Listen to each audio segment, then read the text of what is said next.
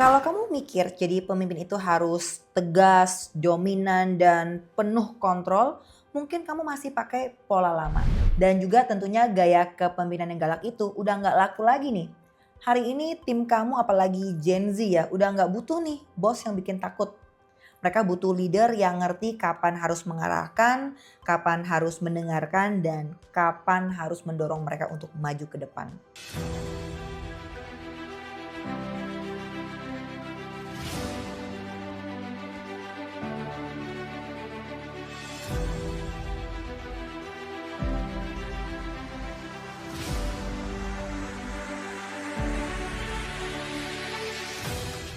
Welcome to my YouTube channel. Aku Coach Seska dan di sini ya kita akan bareng-bareng belajar jadi high value leader yang kuat, kompeten dan juga dewasa. Kalau kamu pengen tumbuh jadi pemimpin masa depan Indonesia emas, subscribe dulu ya dan share ke sesama leader. Menurut riset Harvard Business Review ada 6 gaya leadership utama dan gak ada satupun nih yang paling benar secara mutlak. Yang paling penting itu adalah sebenarnya kita harus mengingatkan betapa pentingnya fleksibilitas dan juga konteks.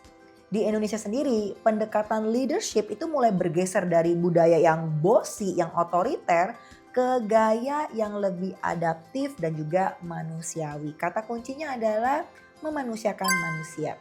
Apalagi kalau kamu memimpin tim Gen Z dan juga milenial ya. Mereka tuh punya karakter yang unik dan juga nilai kerja berbeda.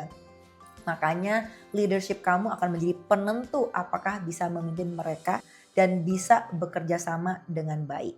Aku sendiri udah ngebuktiin di bisnis retail aku dan hasilnya ya dengan gaya leadership yang kombinasi tim itu jadi lebih solid, produktif dan yang pastinya bikin bisnis kita makin cuan. Penasaran kan 6 gaya leadership ini apa saja dan gimana ya caranya kita untuk memakai gaya-gaya leadership ini yang pas supaya hasilnya juga optimal dan kalau gitu kita langsung saja kupas bersama. Menurut Daniel Goleman dan juga riset dari Harvard Business Review, ada 6 gaya leadership dan masing-masing punya kekuatannya, punya ciri-cirinya dan juga konteks penggunaan yang berbeda. Jadi kita harus perhatikan baik-baik. Yang pertama adalah coercive style. Ini adalah gayanya lebih memaksa juga otoriter. Ucapan yang sering diucapkan oleh pemimpin yang bergaya coercive ini adalah pokoknya ikut aku, lakukan sekarang juga. Nah, gaya ini biasanya dipakai saat krisis atau chaos ya, kondisi-kondisi darurat yang memang membutuhkan keputusan yang cepat ataupun saat tim memang tidak disiplin atau sedang bermasalah. Nah di Indonesia sendiri gaya ini ya sering dipakai di perusahaan tradisional yang memang fokusnya pada kepatuhan dan juga kontrol. Biasanya juga keputusan semuanya terpusat di pemimpinnya dan komunikasi satu arah top down. Namun hati-hati ya, dari riset Gallup menyebutkan bahwa gaya coercive ini bisa menurunkan motivasi hingga 23% jika dipakai terus-menerus nih. Makanya ini kita perlu perhatikan dengan baik-baik. Gaya yang memaksa atau coercive ini gunakan saat diperlukan saja. Nah, kalau berlebihan malah akan membuat tim kita ketakutan atau demotivasi. Jadi memang harus diperhatikan jangan sampai dipakai berlebihan karena nggak hanya membuat tim kita takut ya, bahkan juga bisa menurunkan kreativitas tim kita sehingga tidak membangun kepercayaan juga. Yang kedua adalah authoritative style atau visioner. Nah biasanya yang sering diucapkan oleh pemimpin yang style otoritatif adalah yuk arah kita ke sana dan ini alasannya. Nah, gaya ini lebih fokus pada visi jangka panjang, membuat tim merasa punya tujuan dan mengajak tim juga untuk melihat visi yang lebih jelas lagi. Di Indonesia gaya ini makin populer ya karena perusahaan juga makin sadar pentingnya punya purpose dan juga arah yang jelas. Dan menurut McKinsey, perusahaan dengan visi yang kuat itu tuh ternyata 3 kali lebih cepat untuk berkembang. Gaya leadership yang otoritatif ini itu sangat efektif saat tim memang membutuhkan arah atau tujuan baru. Nah, biasanya digunakan di masa-masa transisi atau perubahan besar dan tentunya juga akan sangat efektif jika memang pemimpinnya punya kredibilitas yang tinggi.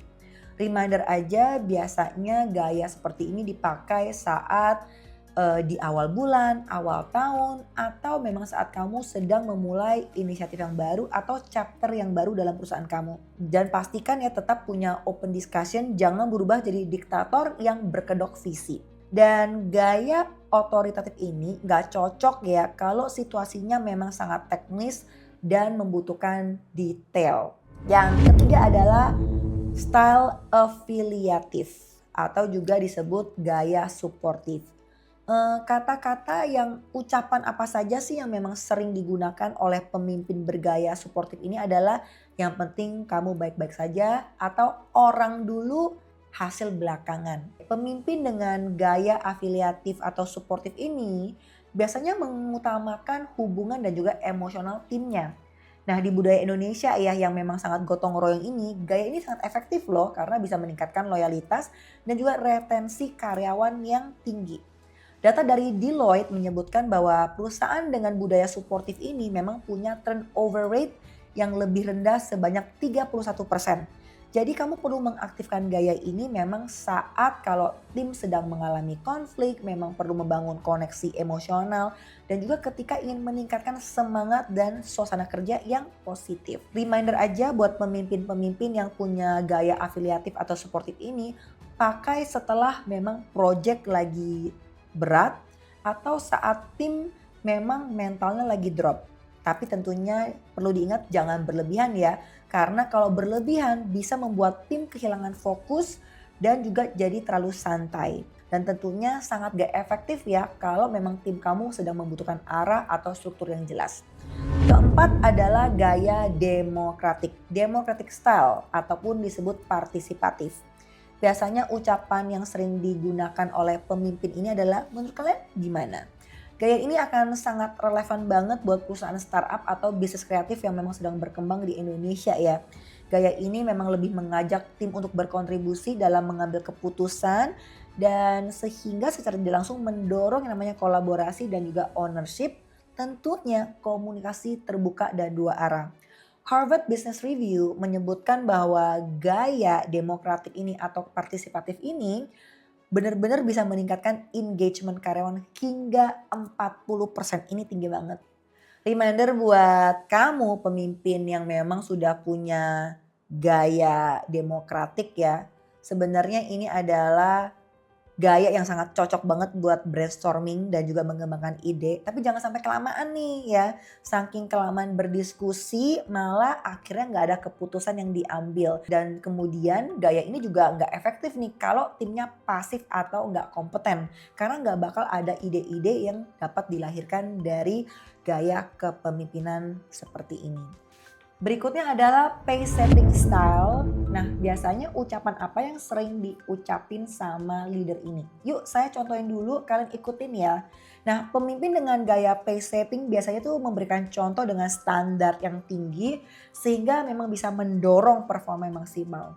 Dan pemimpin ini adalah punya ekspektasi timnya bisa mengikuti kecepatan dan kualitas dari para pemimpinnya itu sendiri. Dan tentunya gaya ini cocok ya untuk tim yang sangat kompeten dan juga termotivasi dan tentunya saat mengejar target yang tinggi dalam waktu yang singkat. Dan tentunya juga sangat cocok dalam budaya kerja yang lingkungannya sangat kompetitif. Menurut Gallup ya, gaya ini tuh bisa meningkatkan produktivitas sebanyak 20%. Tapi jika diterapkan terus-menerus tanpa ada istirahatnya bisa menyebabkan burnout. Ini resikonya yang harus kita perhatikan. Dan yang perlu diperhatikan adalah jangan dijadikan default mode ya. Karena kalau dilakukan secara terus-menerus akan sangat melelahkan dan juga malah menekan secara mental. Dan kalau juga semakin lama bisa mematikan kreativitas dan juga inisiatif tim gitu. Kalau untuk yang nggak cocok sebenarnya gaya ini kurang cocok untuk tim pemula atau tim yang memang membutuhkan bimbingan. Berikutnya adalah coaching style. Kalau coaching style itu adalah tipenya, oh ya saya akan bantu kamu berkembang, yuk kita kembangkan diri kamu. Kepemimpinan dengan coaching style ini biasanya fokus dengan pengembangan kemampuan dan juga potensi anggota tim ya. Cocok banget untuk membangun talenta jangka panjang dan tentunya saat individu dalam perusahaan kamu ingin belajar dan berkembang. Sebuah riset Bersin menyebutkan perusahaan dengan budaya coaching itu sebenarnya mengalami peningkatan 21% pada profitabilitas, dan 17% produktivitas. Reminder aja buat pemimpin yang menggunakan coaching style ini bagus banget saat memang kamu mau membangun future leaders, dan gaya ini wajib ya karena dengan kita menggunakan gaya coaching sebenarnya bisa membuat kita menambahkan self awareness pada tim kita agar mereka mengerti sebenarnya kekuatan dan keterbatasan mereka sehingga mereka bisa berkembang. Namun gaya ini nggak efektif jika memang timnya pada dasarnya nggak punya mindset yang mau berkembang gitu ya. Dan tentunya dengan gaya ini butuh waktu dan juga komitmen besar untuk memiliki transformasi. Di bisnis aku sendiri yang mayoritasnya Gen Z, aku tuh nggak pakai satu gaya doang, tapi aku mengkombinasikan beberapa gaya leadership ya. Yang pertama adalah otoritatif, di mana aku selalu memberikan visi yang jelas setiap tahunnya, memberikan fokus dan juga target yang jelas di awal bulan. Kemudian aku juga menggunakan pace setting dan coaching yang dimana aku kasih deadline yang KPI yang jelas juga sehingga mereka tahu ya standarnya seperti apa, ekspektasinya seperti apa, dan at the same time aku mengkombinasikan dengan coaching jadi sehingga saat mereka sedang mau mengejar sebuah target, apabila di tengah-tengah proses ini ada tantangan ataupun membutuhkan support, kita bisa menggunakan teknik coaching untuk bisa membantu mereka menambahkan awareness sebenarnya apa sih menghambati mereka. Apakah secara technicality dalam bisnis atau memang ada hambatan secara emosional. Kemudian aku juga mengkombinasikan demokratik yang biasanya aku gunakan dalam sesi brainstorming mingguan biar tim tuh merasa terlibat dan juga punya suara. Dan kemudian juga aku menggunakan afiliatif ya, terutama setelah project besar udah kelar, aku mengajak tim untuk menaikkan keberhasilan kita. Dan andaikan pun ternyata di tengah jalan ini ada kegagalan ini kita anggap menjadi sebuah pembelajaran agar tim tetap termotivasi. Dan tentunya juga koresif itu adalah saat tim adanya pelanggaran ya, melanggar aturan atau ada konflik antara tim, biasanya aku langsung mengaktifkan gaya koresif ini, memang langsung tegas untuk meluruskan masalahnya apa, konsekuensinya apa, dan saat membicarakan masalah ini kita memastikan memakaikan data. Jadi biar kita punya backup yang memang tidak hanya berdasarkan perasaan tapi juga data. Kemudian nanti baru balik lagi ke afiliatif yang memang gayanya suportif gitu. Dengan kita mengerti gaya leadership ini sebenarnya kita dapat mengkombinasikan, kita jadi lebih tahu kapan mengaktifkan di waktu yang tepat gitu. Tentunya hasilnya tim jadi lebih kuat, sadar dengan arah bisnis, dan tentunya juga saling mendukung. Dan tentunya manfaat yang paling besar adalah bisnis juga makin cuan. Jadi leadership itu bukan tentang keras lembeknya, tapi tentang relevansi, tentang konteks dan juga fleksibilitas. Jadi buat kamu yang jadi pemimpin atau business owner, stop ngotot di satu gaya aja. Apalagi dengan kita pemimpin punya self awareness yang lebih tinggi, kita jadi tahu nih kapan kita bisa mengaktifkan gaya-gaya tertentu di waktu yang tepat sehingga pendekatannya juga lebih tepat. Jadi ini saatnya kamu ubah mindset kamu karena leadership itu sebenarnya hanyalah toolbox ya. Kamu nggak bisa cuman pakai palu doang, kadang butuh obeng, kadang butuh kompas. Jadi kamu bisa menggunakan sesuai situasinya.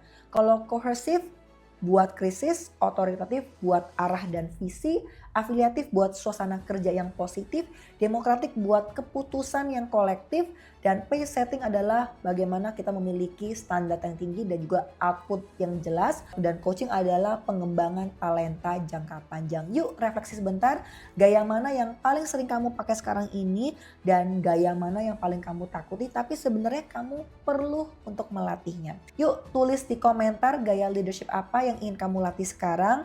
Like video ini kalau kamu merasa relate dan share ke rekan leader kamu, dan jangan lupa untuk subscribe biar gak ketinggalan ya insight soal leadership dan juga tim. Kalau gitu aku Coach Seska pamit dulu, sampai ketemu lagi di video berikutnya dan kita bareng-bareng jadi high value leader untuk Indonesia Emas. See you!